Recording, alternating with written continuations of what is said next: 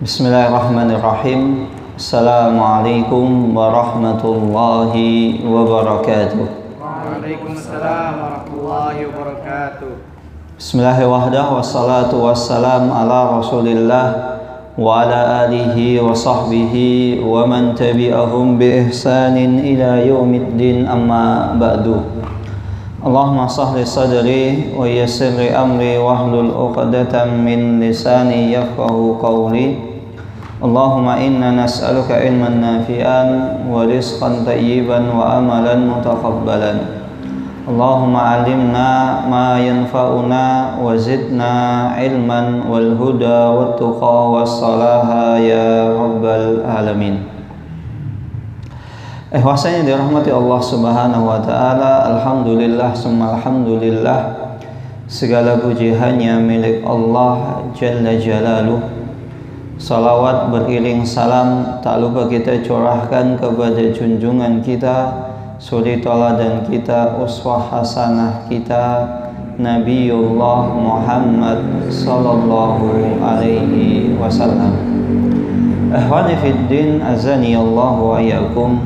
Sahabat sekalian, teman-teman saya yang dirahmati Allah Subhanahu wa taala. Pada pertemuan sebelumnya kita telah sedikit membahas tentang keutamaan dan kedudukan salat. Qala al-muallifu rahimahullahu taala, berkata muallif, semoga Allah merahmati beliau, wa nafa'ana Allahu bi ilmihi wa adkhalahu Allahu fi darain. Semoga Allah Subhanahu wa taala memberikan manfaat atas apa yang kita pelajari pada hari ini dan Allah masukkan beliau ke surganya. Allahumma amin. Wassalatu awwal ruknin amaliyin. Salat adalah rukun pertama amali, yaitu rukun pertama agama Islam, amali. Apa itu amali? Bentuknya adalah amal perbuatan. Furida 'alal muslimin, yaitu yang diwajibkan, yang diperintahkan atas setiap kaum muslim. Maka setiap orang yang mengaku beragama Islam, maka wajib baginya untuk melaksanakan sholat. Ini hukum asalnya. Maka kalau ada orang ketika ditanya, kenapa kok nggak sholat?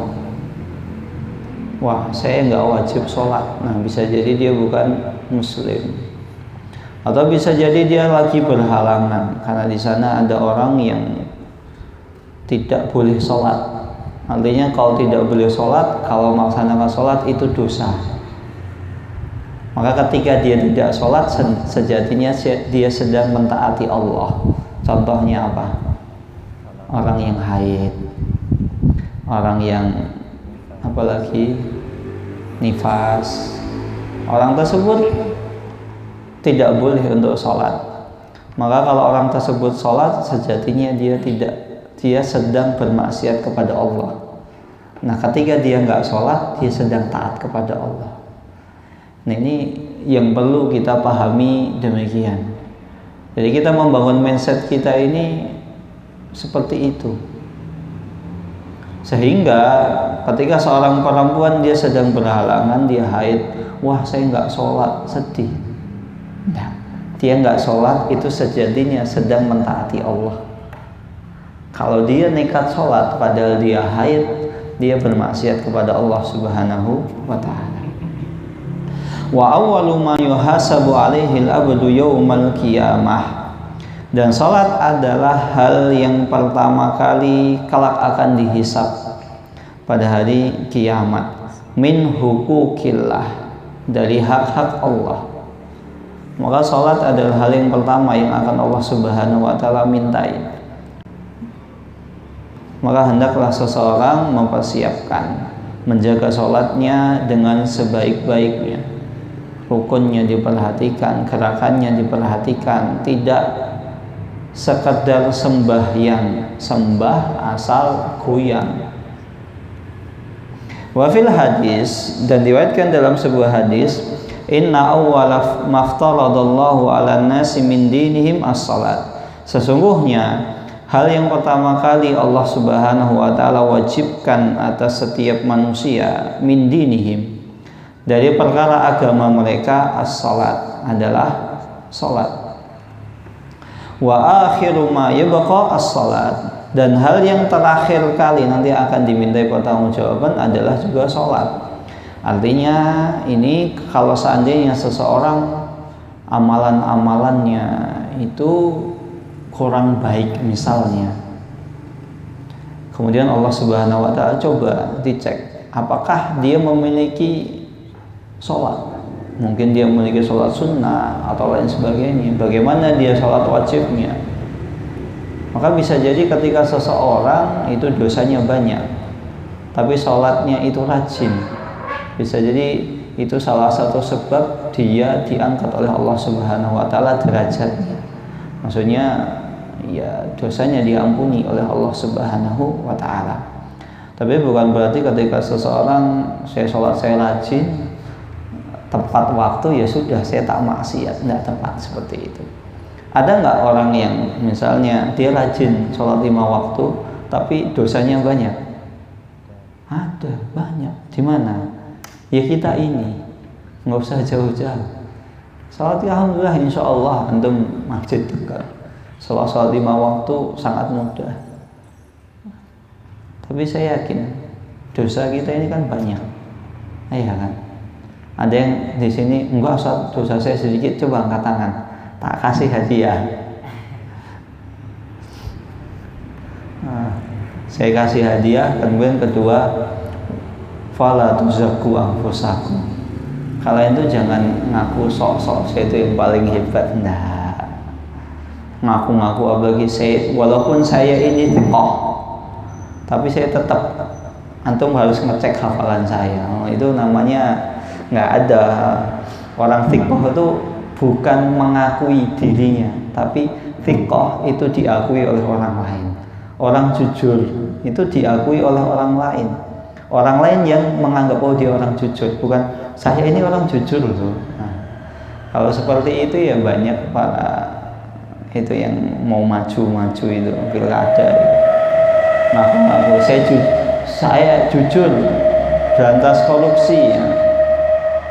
Partainya wong cilik, tapi ternyata partainya yang paling menyengsarakan wong cilik, korupsinya paling banyak kan seperti itu. Kita lanjut. Wa awwalu ma yuhasabu bihi as-salat, dan hal yang pertama kali kelak akan dihisab pada hari kiamat adalah as-salat. Wa yaqul, Allah Subhanahu wa taala berfirman, unduru fi salati abdi. Coba dicek apakah hambaku itu memiliki amalan salat. Fa in kanat tamat kutibat tamah, kalau seandainya ternyata sholatnya itu sempurna, rukunnya, wajib sholatnya, kemudian syarat-syarat sholatnya semua terpenuhi, sholat tepat waktu, kutibat tamah, maka akan dicatat amalannya itu sempurna. Wa in kanat naqisah, kalau seandainya amalan-amalannya itu ada yang kurang, yaqul undur hali abdi min tatawwu, apakah hambaku memiliki amal ibadah tatawwu.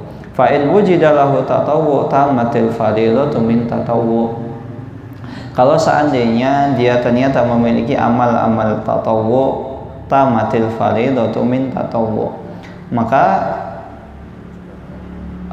amalan-amalan wajib tadi itu ditambahi atau ditutup dengan amal-amal tatawwu, amal-amal sunnah.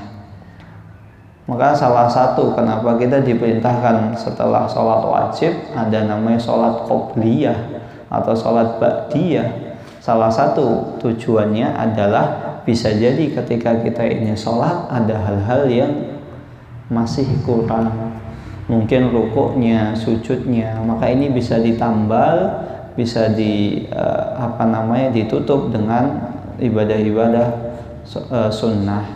Begitu juga dengan puasa, ada puasa yang wajib, ada puasa yang sunnah, ada umroh yang wajib, ada umroh yang Sunnah.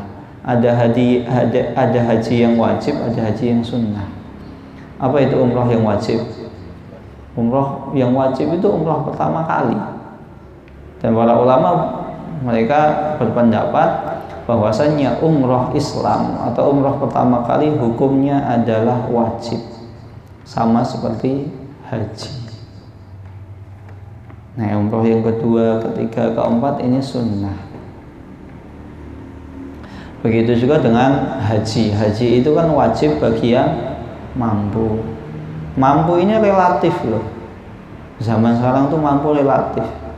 Ada orang mampu beli rumah 1 M, tapi nggak mampu haji. Ada seperti itu banyak. Nah, padahal punya rumah itu nggak wajib. Punya rumah itu hanya tuntutan siapa? Orang tua, istri, mertua, dan tuntutan pribadi. Memang enak punya rumah sendiri, alhamdulillah enak. Tapi kalau misalnya mampu beli rumah 1 miliar, masuk haji nggak bisa, nggak mampu.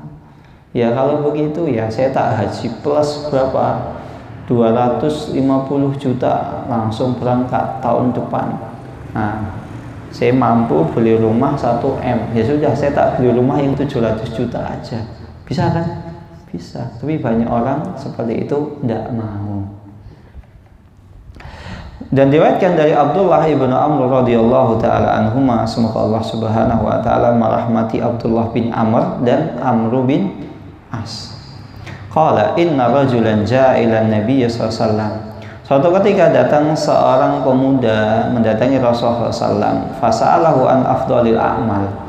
Kemudian pemuda tadi bertanya, ya Rasulullah, amalan apa yang paling mulia? Maka Rasulullah SAW menjawab, as-salat, salat. Summa qal, kemudian dia mengatakan, mah. Apa itu mah? Ada lagi.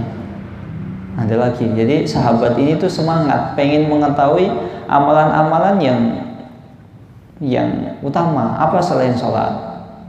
Bukan kok sholat sih? Kok sholat gitu loh? Atau misalnya wah sholat tuh berat ya? Nah, ini dia semangat, bukan summa qal as-salat. Kemudian Rasulullah SAW mengatakan sholat lagi. Summa qal mah. Ada lagi ya Rasulullah SAW as-salat. Maka Rasulullah SAW mengulangi 3 kali tentang salat tersebut. Qala falamma ghalaba alaihi qala Rasulullah sallallahu alaihi wasallam al-jihadu fi sabilillah. Maka setelah kira-kira sahabat tadi itu sudah tidak mau nanya lagi, atau sudah merasa apa ya, cukup marem. Kalau orang Jawa ngomongnya marem. Marem itu apa? Yang Jawa siapa di sini? Hah? Nanti antum silahkan tanya syalahnya ke orang Jawa. Karena kebetulan saya orang Jawa. Jadi kadang ketika menjelaskan tuh enak pakai bahasa apa ya? Bahasa yang biasa gitu. Karena kadang bahasa Jawa itu sulit untuk di Indonesia kan. Maka mohon maaf, saya kadang menjelaskan itu kalau pakai kadang itu apa ya bahasa Indonesianya? Bahasa Jawanya begini. Atau kadang ada beberapa istilah itu dalam bahasa Arab sulit untuk di Indonesia kan. Nggak tahu kalau bahasa ini, bukan berarti saya ta'assub ke Jawa ya. Kalau Sunda saya kan nggak tahu soalnya. Kalau Sunda apa? Sudah cukup marem itu sudah puas gitu loh. Bahasa Sundanya apa kali? Hah? Mahi. Oh mahi. Oh ya mahi. Oh jangan-jangan sepupu saya namanya Mahi itu karena orang tuanya udah cukup, udah kamu anak terakhir gitu.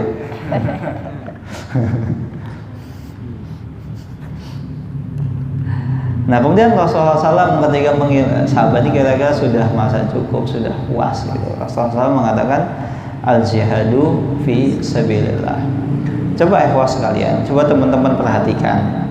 Rasulullah SAW ini menyebutkan jihad itu setelah 3 kali menyebutkan sholat.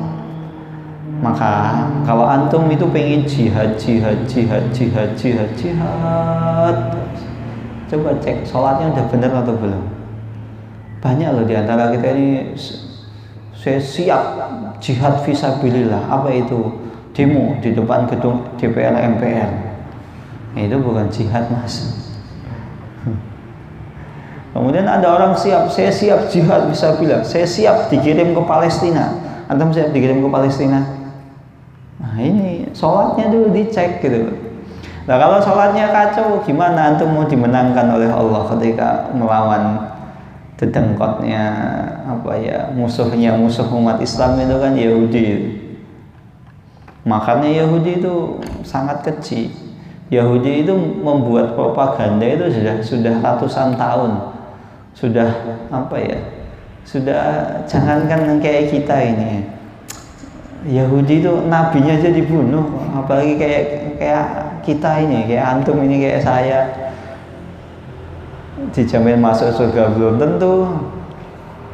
Nabi loh, orang Yahudi itu nabinya dibunuh. Nabinya Yahudi itu dibunuh.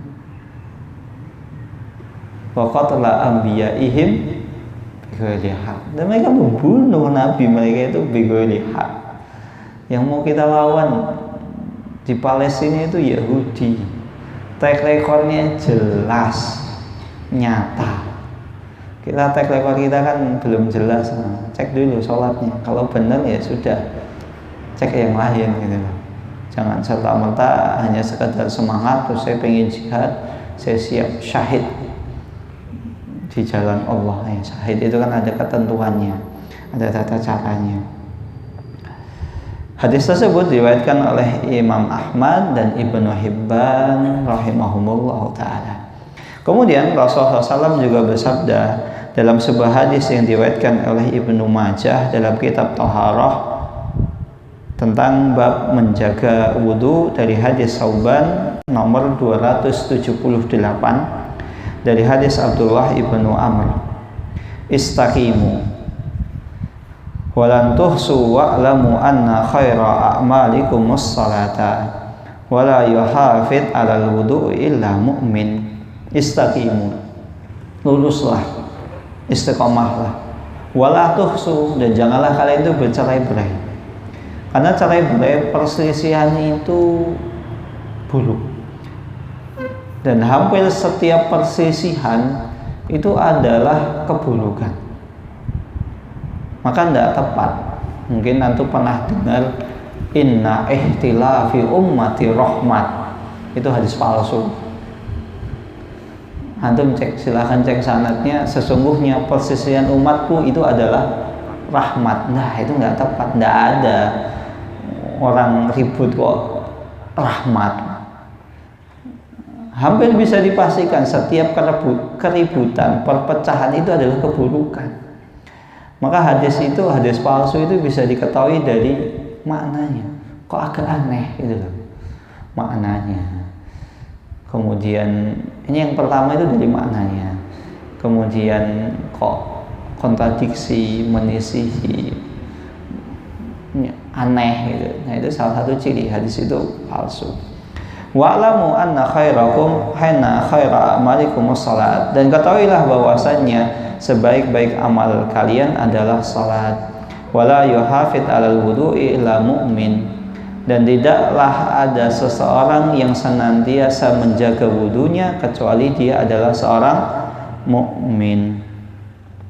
Dan suatu ketika Rasulullah SAW pernah ditanya tentang sebuah amalan yang bisa memasukkan seseorang ke dalam surga. Maka Rasulullah SAW mengatakan, alaika bikasratis sujud, hendaklah engkau memperbanyak sujud. Berarti kita kalau pengen masuk surga sujud terus ya, kemana-mana sujud. Nah, maksudnya di sini ini lazim dari lazimul qaul. Kelaziman dari orang yang banyak sujud adalah seseorang yang memperbanyak sholat. Karena tidak ada ibadah yang ada tata cara sujudnya kecuali sholat. Enggak setiap orang terus ketemu raja atau presiden langsung antum sujud, tidak boleh. Sujud kepada makhluk itu adalah musyrik, haram hukumnya. Wasuila Rasulullah SAW fa innaka la tasjudu lillahi sajadah, Sesungguhnya tidaklah engkau sujud melaksanakan salat kepada Allah Subhanahu wa taala illa rafa'akallahu biha darajah, maka Allah Subhanahu wa taala akan menaikkan derajatmu. Wa hatta anka biha khati'ah, dan Allah Subhanahu wa taala akan menghapus satu dosa dari dirimu. Di sini, dan tidaklah seseorang itu sujud kepada Allah kecuali Allah akan naikkan derajatnya. Kenapa? Karena ketika seseorang sujud itu dia meletakkan dahinya itu di mana? Di bawah, di tanah. Padahal kepala itu adalah anggota badan manusia yang paling mulia. Maka seseorang itu ketika mau meletakkan anggota badannya yang paling mulia, Allah naikkan derajatnya. Maka banyak kita dapati orang-orang mulia itu biasanya orang-orang yang rajin sholat, orang-orang yang banyak sujud kepada Allah, orang-orang yang banyak melaksanakan sholat di sepertiga malam, orang-orang yang banyak bersimpuh menghadap Allah Subhanahu wa taala, meminta kepada Allah Subhanahu wa taala. Itu adalah orang-orang yang mulia. Wahadihil ahadis, dan hadis-hadis ini berbicara fi fadlis salat, berbicara tentang keutamaan salat, qalilun min kathir, sedikit demi sedikit. Iqtasarna 'alaiha khaufan minat tatwili wal malal. Kenapa hanya disebutkan? Kenapa Syekh Muhammad bin Shalih Al-Utsaimin di sini hanya menyebutkan sedikit saja? Karena beliau sengaja iqtasarna. Saya sengaja untuk meringkasnya. Karena ditakutkan minat tatwil, takut kepanjangan, wal malal. Kalau sudah kepanjangan biasanya itu bosen. Kepanjangan, bosen. Wa ammal fawaidus salat, adapun faedah-faedah salat, fakathirun, maka faedah-faedah keutamaan salat itu banyak sekali. La yumkinu hasruha. Keutamaan salat itu tidak mungkin bisa kita hitung. Maka di antara faedah salat tersebut, yang pertama an-nabiha qurrata ain. Karena sesungguhnya keutamaan salat yang pertama, dia adalah penyejuk mata, penyejuk pandangan manusia, wa tu'ninatul qalb, dan bisa menjadi penenang hati kita, wa rahatun nafsi, dan istirahatnya jiwa kita ini dengan salat. Maka oleh karena itu Rasulullah SAW pernah bersabda, hubbiba ilayya minad dunya an-nisa wat taib. Allah Subhanahu wa taala menjadikan pada diriku ada dua hal yang paling aku cintai dari perkara dunia, yaitu an-nisa wat taib. Apa itu an-nisa? Perempuan, dan taib, dan apa namanya? Minyak wangi. Nah, di sini buat nisa. Nah, orang-orang liberal, nah ini santapan ini. Muhammad suka perempuan, maka Muhammad itu senangannya tukang kawin gitu. Tuh lihat tuh isinya banyak. Maksudnya hubbiba ilayya minad dunya an-nisa. Itu bukan Rasulullah SAW itu suka nikah gitu, bukan. Tapi maksudnya Rasulullah SAW itu ketika mendatangi istrinya itu menjadikan beliau itu tenang. Dan nanti antum bisa buktikan. Antum ketika banyak masalah, antum datangi istri antum. Karena bisa jadi masalah itu ada di pikiran laki-laki itu karena apa? Banyak dosa, banyak mengumbar pandangan, banyak melihat aurat yang terbuka di luar sana. Maka salah satu obatnya ya antum datangi istri antum. Itu semua akan hilang. Nah, kalau antum jomblo, nah ini masalahnya obatnya belum ketemu gitu loh. Antum hanya bisa sabar gitu loh. Maka kenapa? Ini sedikit. Kenapa kok kalau ada orang mengatakan Muhammad itu tukang kawin? Ya kamu kan laki-laki, normalnya laki-laki itu suka hubungan badan. Maka salah satu nikmat yang Allah Subhanahu wa taala kelak berikan di surga, seorang laki-laki itu diberi kekuatan 100 kekuatan laki-laki. Karena itu normal. Allah tahu apa yang disukai oleh manusia, oleh laki-laki. Tapi bukan berarti agama Islam itu agama seks, agama ini enggak. Hubungan badan itu hanya sebagai penopang, sebagai apa ya? Ya sebagai penopang saja, bukan menjadi hal yang paling utama.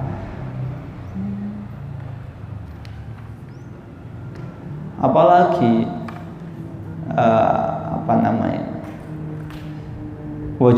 kemudian wajuilat qurratu aini fi shalat. Nah, kalau saya teruskan nanti malah kita nggak selesai. Wajuilat qurratu aini fi shalat. Dan Allah Subhanahu wa taala menjadikan penyejuk pandanganku itu di salat. Ini penyejuk pandangan Rasulullah SAW itu salat. Yang menjadikan salat itu menjadi sejuk, tenang, nyaman. Warahatun nafas, dan istirahatnya jiwa. Jiwa itu butuh istirahat dari gemerlap dunia, ngejar dunia. Pagi sebelum subuh sudah berangkat, sholat subuhnya di mana? Nah, ketika datang waktu sholat duhur, sedang di kantor. Ya kalau misalnya kenapa kok hidup saya kok nggak tenang, ya kamu sebelum sholat subuh sudah berangkat, ketika sholat duhur kamu masih sibuk di kantor, ketika sholat asar nanggung pekerjaannya bentar lagi selesai, ketika maghrib baru pulang kantor, ketika sholat isya baru sampai rumah capek, kapan sholatnya? Maka kalau hidupmu nggak bahagia, hidupmu cuman dunia, ya jangan salahkan. Kamu yang salah, bukan Allah Subhanahu wa taala, bukan Tuhan yang nggak adil gitu. Nah, kamu melalaikan Sang Pencipta yang memberi rezeki kita itu siapa? Allah, bukan bos kita. Bos itu semua sebagai wasilah.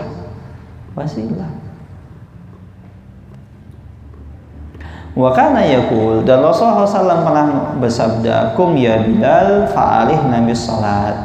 Wahai Bilal, kum, berdiri, adzanlah. Fa'alih nabis salat, maka istirahatkanlah kami dengan salat. Karena dengan salat itu antum tenang. Kapan lagi antum mau curhat kepada Sang Pencipta?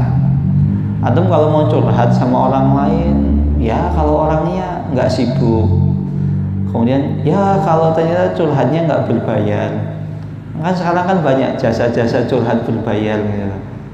Nah, konsultasi kan berbayar. Untuk mau konsultasi kepada pakar misalnya ahli bisnis kan ya bayar kan. Kapan lagi antum mau konsultasi, mau curhat, menumpahkan segala pikiran yang ada di hati, pikiran antum tuh gimana, ya Allah, kenapa ustaz saya kok galak, kenapa ustaz saya kok kerjanya marah-marah, ya Allah, kenapa ini orang tua saya begini, ibu saya begitu, adik saya begini, istri saya seperti itu, suami saya seperti ini. Kapan lagi curhat kepada Allah? Sholat itu waktu yang seseorang itu bisa mengistirahatkan badannya dari pikiran dunia. 10 menit cukup.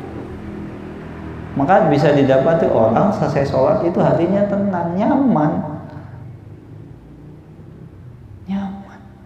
Begitu juga kenapa kok orang misalnya ketika istirahat kok di masjid? Karena masjid secara alam bawah sadar mengajak manusia bahwasanya masjid adalah tempat ketenangan.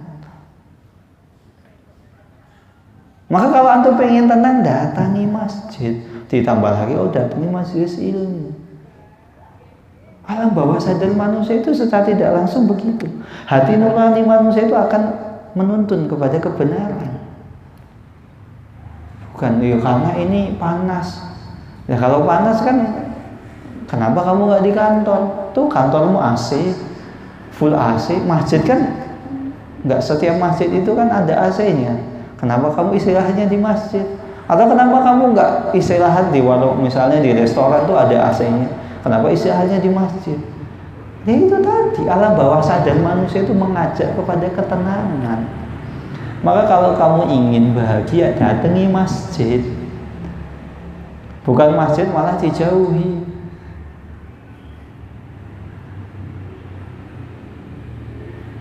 Fasolatu, maka sholat itu adalah dzikrun, pengingat. Wa bidzikrillahi tatmainnul qulub, dan dengan seseorang itu mengingat Allah Subhanahu wa taala, hatinya akan tenang. Wasilatul bainal abdi wa rabbih, dan sholat ini adalah hubungan antara sang pencipta dengan hambanya. Maka kapan lagi kita mau curhat? Kapan lagi kita bisa berinteraksi? Ya sholat. Yaqumul musalli baina yaday rabbi khashi'an dalilan yusabbihu bihamdi. Seorang hamba itu berdiri melaksanakan salat di hadapan Allah Subhanahu wa taala khashi'an, dengan khusyuk, dalilan dengan merendahkan dirinya. Yusabbihu bihamdihi, dia senantiasa memuji, bertasbih, memuji Allah Subhanahu wa taala. Wa yatlu kitabahu, dan dia membaca ayat-ayatnya. Membaca ayat Al-Quran itu membuat seseorang itu tenang. Tidak ada orang itu semakin banyak membaca Al-Quran malah semakin susah hidupnya, tidak ada. Yang ada orang itu ketika semakin banyak membaca Al-Quran itu malah semakin tenang, semakin bahagia. Anda pernah suatu ketika seseorang itu ngomong sama saya, "Mas, saya itu biasanya kalau puasa siang-siang itu haus banget, lapar banget. Tapi nggak tahu ya, siang-siang pas capek, pas haus, lapar, puasa, saya baca Al-Quran tuh tiba-tiba kenyang sendiri. Kenyang, nggak kerasa haus, tenang." Itu. Karena Al-Quran itu bisa membuat hati seseorang itu tenang, nyaman. Maka nggak ada orang baca Al-Quran itu semakin banyak bacaannya, semakin sengsara. Maka nggak akan ada seorang hafid ketika hafid Al-Quran hidupnya nggak bahagia, kecuali memang dia salah jalan, dia cari-cari masalah. Dan hafid Al-Quran kok menjalin hubungan dengan orang lain, ya antum cari masalah gitu loh. Kemudian antum patah hati, itu patah hati yang antum buat sendiri. Nah, iya. Bikin masalah-masalah sendiri, kemudian di framing hafid Al-Quran patah hati gitu. Salah siapa antum bikin masalah? Ya kalau antum misalnya senang dengan akhwat seorang perempuan, datangi siapa? Walinya. "Pak, saya itu senang sama anak bapak, saya itu pengen nikah dengan anak bapak, tapi saya ini kan masih nyantri Pak, saya masih 2 tahun lagi misalnya. Tolong Pak ya, tunggu saya 2 tahun lagi akan melamar anak bapak, saya datang." Atau enggak, kalau antum sudah kepincut kepada seorang akhwat, datangi walinya. Antum katakan, "Pak, saya kalau nikahi anak bapak sekarang, saya tidak bisa menjadikan kehidupan yang bahagia untuk anak bapak. Tolong izinkan saya untuk mempersunting anak bapak 3 tahun lagi." Tapi antum konsekuen, 3 tahun antum benar-benar fokus, jangan mikirin akhwat itu, fokus untuk membahagiakan. Ketika selesai 3 tahun, antum datangi akhwatnya, antum bersunting. Jangan antum ngomong sama akhwatnya, "Ukhti, cantikku," gitu. "Tunggu aku 2 tahun lagi." Bubar antum bikin masalah gitu loh. Karena apa? Antum ngomong sama akhwat tadi, akhwatnya nggak berhak untuk antum ngomong. Antum ngomong sama walinya. Itu laki-laki, gentleman kok ngomong sama akhwat. Itu namanya cemen gitu. Sampai mana kita tadi? Wa yu'addim biqaulihi wa fi'lihi, dan seseorang ketika melaksanakan sholat dia mengagungkan Allah biqaulihi, dengan ucapannya, dengan bacaan Al-Quran, wa fi'lihi, dan gerakannya, wa yusni alaihi bima huwa ahluhu, dan dia senantiasa memuji Allah Subhanahu wa taala, yang mana Allah Subhanahu wa taala itu layak untuk dipuji. Kita memuji orang lain itu kan, kadang kita memuji orang lain kan karena tujuannya ingin menjilat ya. Karena ada tujuan lain, ada udang di balik rempeyek. Ya kan ada seperti itu. Kalau tiba-tiba kok suka muji-muji, ada maunya. Padahal sejatinya orang yang kita pujikan nggak layak kita puji. Atas dasar apa? Atas dasar dia kaya. Banyak orang yang lebih kaya dibanding dia. Atas dasar dia pintar, banyak orang yang lebih pintar dibanding dia. Bahkan lebih layak dibanding dia. Karena dia jabatannya tinggi, sejatinya banyak orang yang lebih layak untuk menempati jabatan yang dia emban sekarang.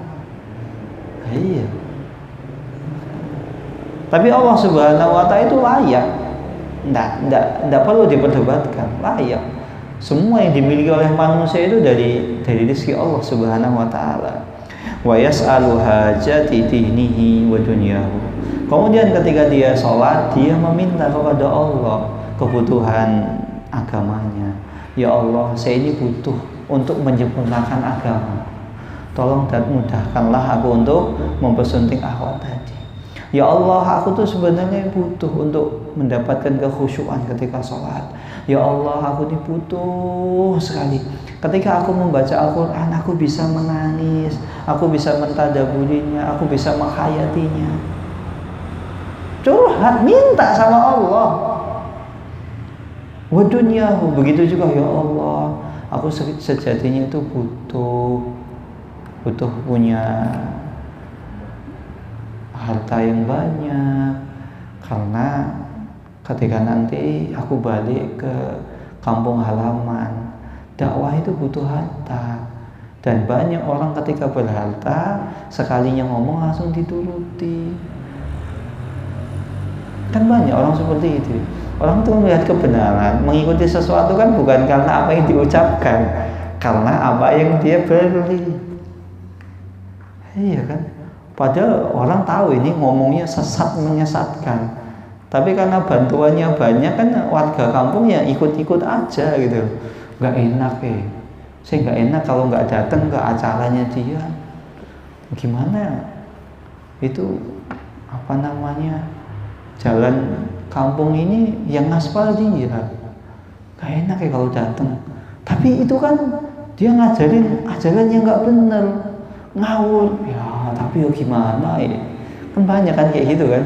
Dibanding ada orang yang sudah menyampaikan kebenaran, itu jauh, itu perbuatan seperti ini syirik. Ya benar sih dalilnya, tapi nggak ada isinya. Ya antum minta kepada Allah Subhanahu wa Ta'ala. Fahiya raudhatun yani'atun fiha min kulli zawjin bahir. Maka sesungguhnya salat itu adalah raudhah, taman yang bisa mendatangkan kebahagiaan dari berbagai macam penjuru. Orang sholat itu kan tenang. Orang ketika sholat itu kan bisa melupakan sejenak, melupakan kehidupan duniawi ini, fokus. Kemudian yang kedua, annaha tanha 'anil fahsya'i wal munkar idza shallaha al-insanu 'ala wajhi alladhi umira bih. Sesungguhnya sholat itu bisa mencegah seseorang dari perbuatan keji dan mungkar. Kapan itu? Ketika seseorang dia sholatnya alal wajhil ladzi umira bih. Ketika seseorang itu benar-benar melaksanakan sholat sebagaimana yang diperintahkan oleh Allah. Maka kalau ada orang yang bertanya, Ustaz, kenapa kok saya rajin sholat, tapi kok saya masih rajin maksiat? Atau Ustaz, itu kok koruptor itu kemarin baru ditangkap koruptor. Itu Masya Allah Ustaz, sholat 5 waktu, nggak pernah ketinggalan, tepat waktu, adzan langsung stafnya udah kita sholat dulu. Dan dia sedekahnya banyak, amal perbuatannya banyak. Loh kok dia korupsi? Ada beberapa kemungkinan kenapa orang tersebut itu korupsi. Pertama, bisa jadi dijebak. Ya kan banyak kan orang namanya suruh tanda tangan nggak ngerti, ternyata itu tanda tangan untuk misalnya untuk penyelewengan dana bantuan. Nggak ngerti lah, siapa yang tanda tangan? Dia. Maka siapa yang tanggung jawab? Ya dia yang tanda tangan, dijebloskan ke penjara. Bisa jadi karena dijebak, ditipu, atau bisa jadi, ini yang paling penting ini, Bisa jadi dia sholatnya itu ya asal sholat. Ya memang dia sholatnya tepat waktu. Tapi ketika sholat udah seperti flash, balapan, wah, gas. Sudah seperti ayam matuk jagung, cepat. Gimana? Rukunnya, syaratnya nggak diperhatikan. Atau ternyata dia pelaku sholat taraweh 11 rakaat 10 menit. Nah itu. Nah itu sholatnya nggak sah, itu batal, nggak diterima. Ya gimana mungkin loh. Sekarang pertanyaannya, khusyuknya gimana? Inti sholat itu kan khusyuk dan tumakninah. Itu rukun sholat ya. Antum sudah sholat, sujudnya, rukuknya, semua gerakannya sudah benar. Cuma satu, tumakninah dan kekhusyukannya kurang. Seperti Imam Malik, ini harus didatangkan. Karena kekhusyukan itu suatu hal yang paling pokok. Inti sholat itu khusyuk. Inti sholat itu khusyuk. Inti sholat itu khusyuk dan tumakninah. Inti sholat itu tumakninah, kata Imam Malik. Maka seseorang sholat nggak tumakninah, sholatnya nggak sah, kurang aja, kata Imam Malik, nggak sah, apalagi nggak tumakninah gitu. Ada di Bidayatul Mujtahid disebutkan apakah seseorang itu tumakninah itu suatu hal yang harus didatangkan atau tidak. Imam Malik berpendapat ya harus. Maka orang kalau nggak sholat nggak tumakninah, nggak sah sholatnya. Ya gimana? Sholat taraweh 11 rakaat 10 menit, tumakninah dari mana? Kan nggak mungkin. Allah Subhanahu wa taala berfirman, "Innas salata tanha 'anil fahsya'i wal munkar." Sesungguhnya salat itu bisa menahan seseorang dari perbuatan keji dan mungkar. Wa dzalika lima yahsulu lil qalbi bis salati min inabati ilallah. Karena ketika seseorang dia melaksanakan salat, dia inabah, dia kembali, dia bersimpuh, dia bertaubat kepada Allah Subhanahu wa taala. Wa huduru baina yadayhi, dan ketika dia salat dia sejatinya sedang menghadap Allah Subhanahu wa taala. Wa quwwati fil iman, dan ketika seseorang melaksanakan salat itu salah satu bukti kuatnya iman dia. Orang kalau imannya nggak kuat nggak akan melaksanakan salat. Nggak ada orang nggak salat. Kalau seandainya ada orang nggak salat, maka bisa dipastikan dia tidak memiliki keimanan. Karena pondasi untuk melaksanakan sholat adalah iman. Maka oleh karena itu syahadat didahulukan dibanding sholat. Orang kalau nggak syahadat nggak mungkin bisa sholat. Lah orang yang syahadat aja banyak yang nggak sholat, apalagi nggak syahadat gitu. Dan syahadat ini bukan hanya sekedar dia mengucapkan syahadat, dia harus konsekuensinya. Maka ini akan dibuktikan kamu tuh benar-benar beriman, ngaku iman kepada Allah atau enggak. Kalau kamu iman kepada Allah ya sholat. Ya kalau kamu ngaku iman kepada Allah ya puasa. Kalau kamu ngaku beriman kepada Allah ya melaksanakan haji. Usahakan haji itu, bukan ditunda-tunda. Bukan antriannya panjang. Lah antrian, ikhwas sekalian, itu antrian kan cuman angka, sekedar angka. Sangat mungkin bagi Allah Subhanahu wa taala antum daftar harusnya 30 tahun, besok haji. Mungkin enggak? Mungkin, sangat mungkin. Sangat mungkin bagi Allah Subhanahu wa taala, sangat mudah. Antrian itu kan hanya sekedar angka, hanya sekedar hitungan manusia. Orang yang nggak punya duit aja bisa haji, apalagi orang yang sudah daftar haji. Sangat lebih mudah untuk berangkat haji. Benar nggak? Kan banyak kan kisah-kisah ada orang nggak punya duit tapi bisa haji. Apalagi orang yang sudah daftar. Maka daripada kita capek, saya daftarnya nanti aja, ngumpulin duit. Kalau sudah duitnya terkumpul, baru saya daftar haji plus. Ya itu baik. Tapi tidak ada salahnya kan kita coba. Kan ikhtiar itu kan harus dicoba, harus dimulai. Perubahannya harus dimulai, bukan dibiarkan. wa istinarati fil qalbi, dan sholat itu akan menjadi cahaya penerang pada hati manusia. Maka seseorang ketika dia tersesat jalannya, dia sudah bingung menentukan arah mana jalan yang akan ditempuh, sholat yang akan membimbingnya. Masa misalnya ketika sudah dalam kondisi kepepet, nggak punya duit, anak, istri butuh duit, anak bentar lagi mau masuk sekolah, istri ternyata beras sudah habis dan lain sebagainya, anu sudah kepepet. Kemudian ada orang yang menawarkan pekerjaan, kamu lagi butuh duit kan? Iya. Mau nggak kamu kerja? Iya mau. Apa kerjanya? Kamu kerja jadi kurir apa? Delivery minuman keras. Wah, gajinya gede loh. Siap loh bosnya bayar kamu 5 kali lipat. Aduh, gimana ya? Mikir-mikir. Lumayan sih. Sekali nganter dapat 100.000. Coba kalau misalnya nganternya 5 kali, sehari bisa dapat 500.000. Daripada saya kerja semputan, seminggu belum tentu dapat 500.000. Nah ini lumayan. Nah sholat datang menjadi penerang. Masa kamu itu kan rajin sholat, setiap hari sholat, masa kamu mau menjerumuskan orang lain menuju kepada jurang kebinasaan? Oh iya, enggak lah mas, saya enggak nerima, mohon maaf.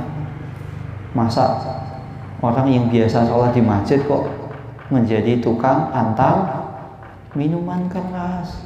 Masa tukang orang yang menjerumuskan kepada kebinasaan? Mohon maaf mas, saya enggak butuh pekerjaan itu. Ini akan menjadi penerang, menyelamatkan seseorang, bukan haji mumpung nggak apa-apa. Lagian juga tetangga saya nggak lihat kok, jamaah pengajian, jamaah masjid yang biasa saya ketemu di masjid belum tentu ketemu sama saya kok. Nggak apa-apa, nggak ada yang lihat. Nggak seperti itu. Wasolahin fil ahwal, dan dia menjadi sholah. Apa itu sholah? Akan menjadi pemberi solusi dalam keadaan-keadaan. Maka wah, insya Allah saya sudah ditawari gaji yang gede tapi haram. Insya Allah setelah ini Allah mendatangkan pekerjaan yang lebih halal kepada saya. Tenang. Fala yazalu ta'mu dzalika fi qalbihi. Maka orang tersebut akan senantiasa merasakan keimanan, ketenangan dalam hatinya. Wa kullama hamma bimungkarin, dan setiap kali terbetik dalam jiwanya untuk melaksanakan kemungkaran au fahsya atau perbuatan keji, tadakkaratil qasilatu bainahu wa baina rabbih, maka dia ingat hubungan yang sudah dia bangun antara dia dengan Allah.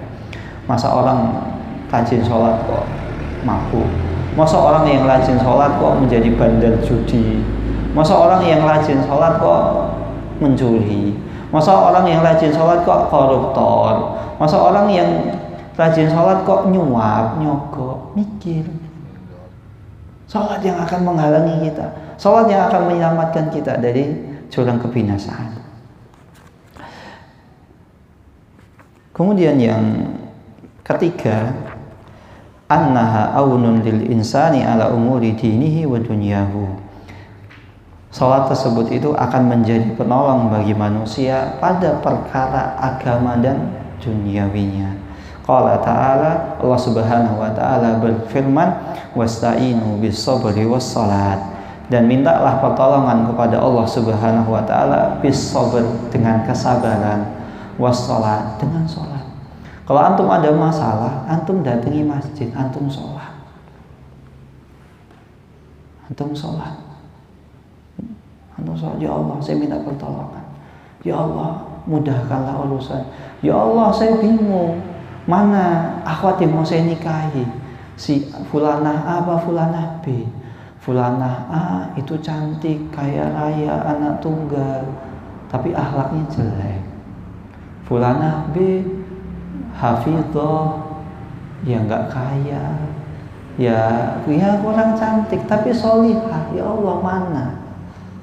Ternyata kemudian Allah Subhanahu wa Ta'ala memudahkan antum, memberi antum pilihan. Maka istikharah itu bisa ditemukan jawabannya dari apa? Setelah istikharah. Yang awalnya antum condong kepada akhwat A karena dia cantik jelita, kaya raya, akhlaknya kurang baik, nggak apa-apa.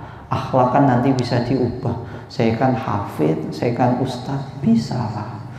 Kemudian tiba-tiba Allah memalingkan pilihan antum. Ini ajalah akhwat B, entah dengan apa. Tiba-tiba ya bisa jadi Allah Subhanahu wa Ta'ala membuka kedok akhwat tadi.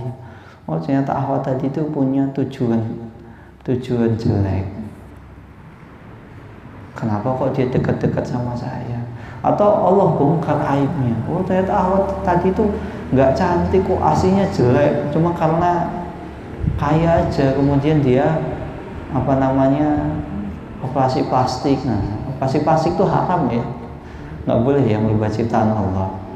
Atau misalnya ternyata dia cuma karena pintar dandan aja, kemudian ada orang, itu saya pernah lihat itu dia ternyata kok nggak dandan, jelek, lebih cantik akhwat B, dia cantiknya itu alamiah misalnya.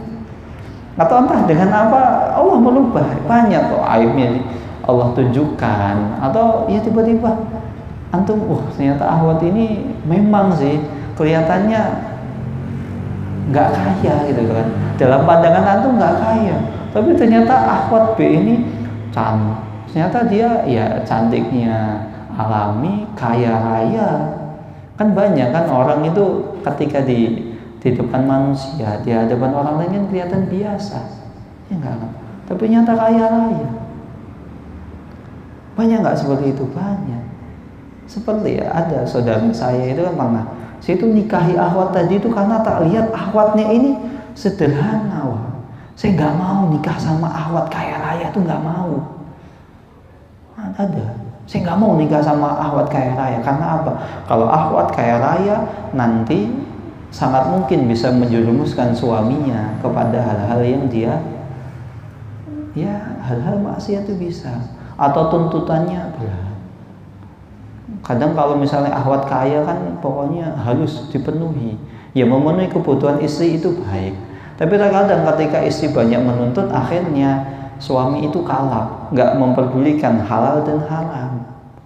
Nah dia berpikiran demikian, saya pengen cari akhwat yang biasa aja, ya nggak kaya banget, ya sederhana. Akhirnya pilihlah akhwat ini. Ternyata setelah nikah rumahnya tingkat 3. Setiap anak itu dibeli tanah masing-masing 1000 meter dan dibangunkan full. Saya itu nggak tahu loh, Mbak Akhwat itu tuh kaya. Tak kira saya ketemu bapaknya biasa aja. Ternyata ya kaya raya. Ya memang saya datang ke rumahnya ketika melamar, tapi saya nggak tahu kalau rumah tersebut itu ternyata depannya memang nggak tingkat, tapi setelah 50, setelah sekian belakangnya itu tingkat 3, dan dari depan itu nggak kelihatan kalau tingkat. Ada nggak seperti itu? Banyak. Akhirnya ya sudah, ya sangat mungkin kan Allah ubah seperti itu. Ada. Ini kisah nyata yang dialami kakak saya seperti itu. Kakak saya itu sudah ngomong, saya itu nggak mau nikahin orang kaya, tapi ternyata ya alhamdulillah Allah berikan istri yang kaya raya, low profile, mertuanya masya Allah. Bahkan kakak saya itu apa yang mau diinginkan dibangunkan.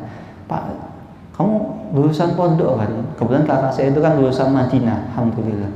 Lulusan Madinah itu harus jadi kiai, dibangunkan pondok pesantren. Tuh masing-masing anaknya itu kasih tanah 1000 meter cuma untuk rumah, untuk pondoknya beda lagi. Masya Allah, tabarakallah, gak ada yang tahu. Hidup di dunia itu cuma wang sinawang, di depan kelihatan biasa, padahal dia luar biasa. Wa kana Nabi sallallahu alaihi wasallam idza hazabahu amrun shalla.